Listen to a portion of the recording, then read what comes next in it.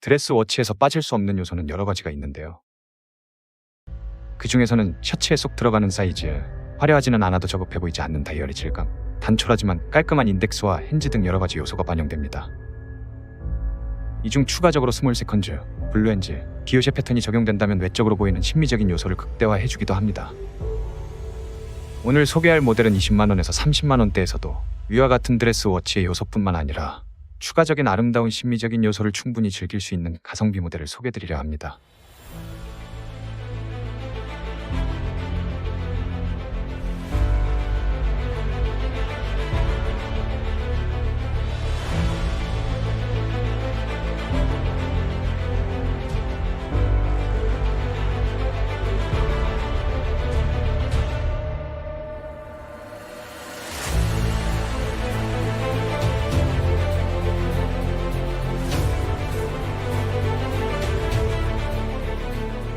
더타임 트래블러입니다.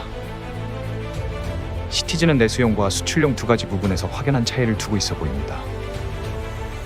수출용도 물론 훌륭한 컬렉션들이 많습니다만 수출하지 않는 일본 내수용 시계에서는 확연하게도 좋은 가격과 멋진 모델들을 숨겨놓는 경우가 있습니다.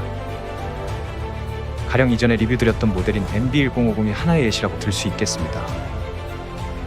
오늘 소개드리는 모델도 마찬가지로 일본 내수 판매용 모델로서 거의 알려지지 않은 모델인데요. 2에서 30만원대에서 가질 수 있는 가성비적인 측면의 옵션을 포함하여 가심비적인 측면까지도 충분히 챙겨볼 수 있는 모델이라고 생각되네요. 일단 대략적으로 해당 모델을 짚어본다면 보시는 바와 같습니다.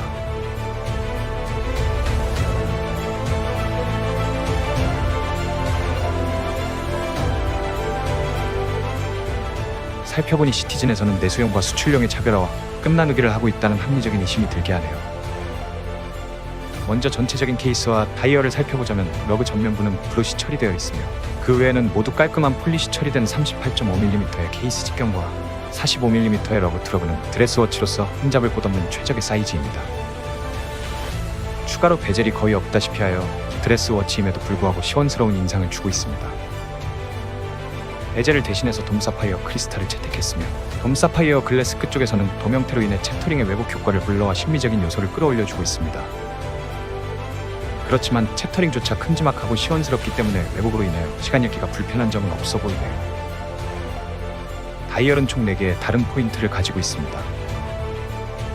먼저 전체적으로 은빛과 우윳빛을 발산하고 있는 다이얼의 중앙에는 독특한 아가일 패턴을 음각으로 처리해 두어 심미적인 효과를 고취시키고 있습니다.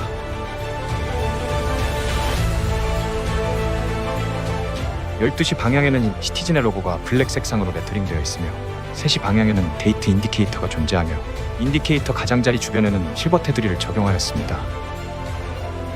6시 방향에는 스몰 세컨즈 엔즈 다이얼이 별도로 존재하며 다이얼 가장자리에는 실버 테두리를 적용하여 좀 더 입체감 있고 메인 다이얼과 별도로 구분이 되도록 처리해 두었습니다. 스몰 세컨즈 중앙도 마찬가지로 아가일 패턴이 처리되어 있으며 가장자리에는 실버톤의 썰레이 처리가 되어 있습니다. 초를 표기한 레터링은 깔끔하게 프린팅해 두었습니다. 다시 메인 다이얼로 돌아가서 다이얼의 가장자리에는 실버톤의 썰레이 처리가 되어 있으며 가장자리를 따라 아노다이징 처리된 인덱스가 존재합니다. 로만 인덱스와 바 인덱스를 적절히 조화시켜 드레스 시계의 요소를 충분히 갖추고 있습니다. 다이얼의 최끝단 가장자리에는 다이얼과는 별도로 처리된 분트랙 챕터링이 존재하며 조금 더 밝은 톤의 우윳빛 실버톤으로 처리되어 있으며 분표기를 블랙 색상으로 시원스럽게 레터링하였습니다. 바톤 형태의 핸즈는 연질 아노다이징 처리된 블루 핸즈를 적용하였습니다.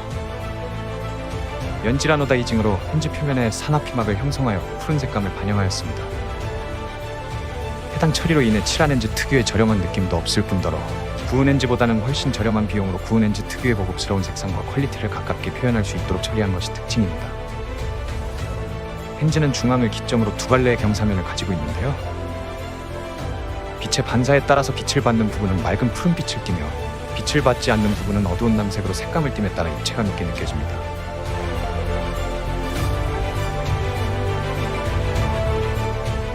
러그의 폭은 19mm로서 줄질에 제약이 있어 다소 단점으로 작용합니다. 러그 안쪽의 챔퍼는 러그의 전면부의 브러쉬 처리와는 다르게 유광 폴리시 처리를 하여 입체감 있게 보여주고 있습니다. 이 시계의 단점으로 보이는 브레이슬릿을 살펴보겠습니다. 브레이슬릿의 엔드링크는 솔리드 엔드링크이며 큰 특징은 없습니다. 브레이슬릿의 강링크는 3연줄의 찰랑거리는 링크로 연결되어 있으며 유격이 상당히 존재하여 그다지 퀄리티가 좋아 보이진 않습니다. 그렇다고 해서 착용감이 나쁜 편은 아닙니다.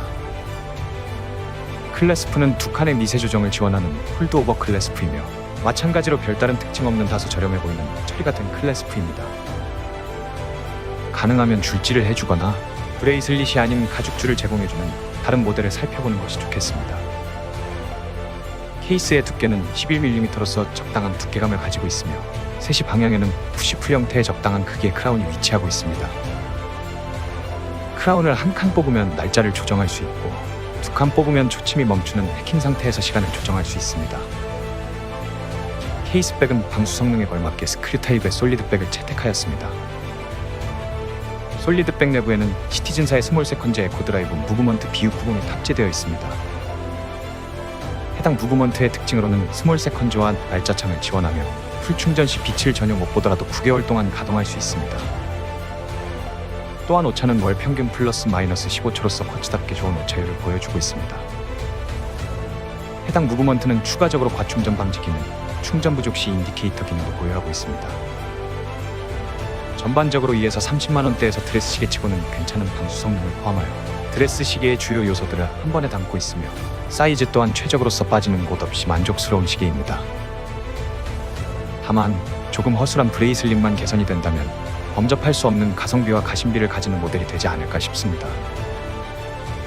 만약 해당 모델을 눈여겨보실 경우 해당 모델은 일본 내수용 상품이므로 직구 또는 배대지를 통해서만 구매가 가능할 것으로 보이니 참고하셔야겠습니다. 더타임 트래블러였습니다. 감사합니다.